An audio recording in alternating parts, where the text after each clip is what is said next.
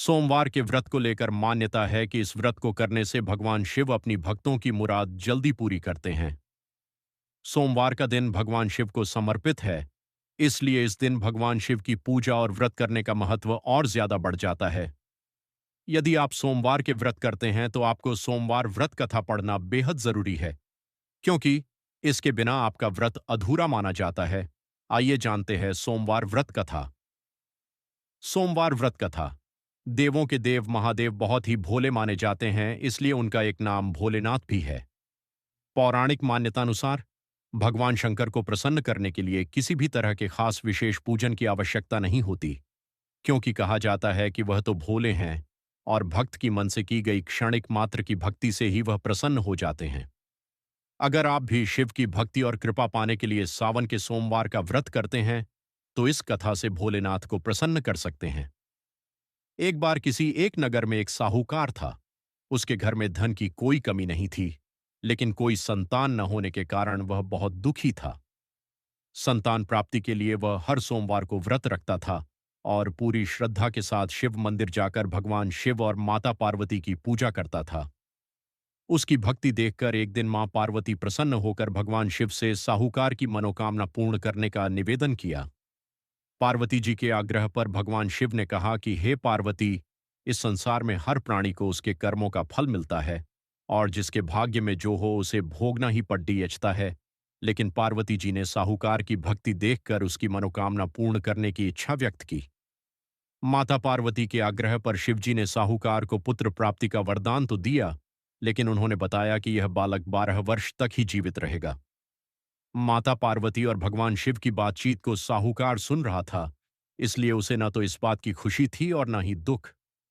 वह पहले की भांति शिवजी की पूजा करता रहा। कुछ समय के बाद साहूकार की पत्नी ने एक पुत्र को जन्म दिया। जब वह बालक 11 वर्ष का हुआ तो उसे पढ़ाने के लिए काशी भेज दिया गया।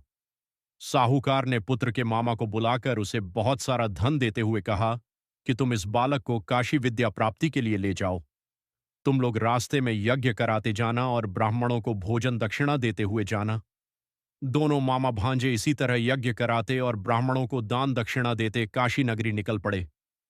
इस दौरान रात में एक नगर पड्डी था, जहां नगर के राजा की कन्या का विवाह था, लेकिन जिस राजकुमार से उसका विवाह होने वाला था वह एक आंख से काना था। राजकुमार के पिता ने अपने पुत्र के काना होने की बात को छुपाने के लिए सोचा, क्यों न उसने साहूकार के पुत्र को दूल्हा बनाकर राजकुमारी से विवाह करा दूं। विवाह के बाद इसको धन देकर विदा कर दूंगा और राजकुमारी को अपने नगर ले जाऊंगा। लड्ढके को दूल्हे के वस्त्र पहनाकर राजकुमारी से विवाह करा दिया गया। साहूकार का पुत्र ईमानदार था। उसे यह बात सही नहीं लगी, इसलिए उसने अवसर पाकर राजकुमारी के दुपट्टे पर लिखा कि तुम्हारा विवाह तो मेरे साथ हुआ है, लेकिन जिस राजकुमार के संग तुम्हें भेजा जाएगा वह एक आंख से काना है। मैं तो काशी पर रहने जा रहा हूं। जब राजकुमारी ने चुन्नी पर लिखी बातें पढ़ी, तो उसने अपने माता पिता को यह बात बताई। राजा ने अपनी पुत्री को विदा नहीं किया, फिर बारात वापस चली गई। दूसरी ओर साहूकार का लड्ढका और उसका मामा काशी पहुंचे और वहां जाकर उन्होंने यज्ञ किया।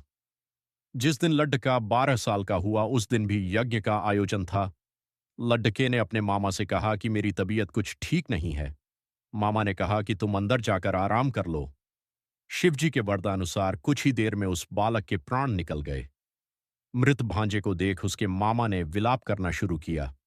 संयोगवश उसी समय शिवजी और माता पार्वती उधर से जा रहे थे। पार्वती माता ने भोलेनाथ से कहा, स्वामी, मुझे इसके रोने के स्वर सहन नहीं हो रहा। आप इस व्यक्ति के कष्ट को अवश्य दूर करें। जब शिवजी मृत बालक के समीप गए तो वह बोले कि यह उसी साहूकार का पुत्र है जिसे मैंने 12 वर्ष की आयु का वरदान दिया था।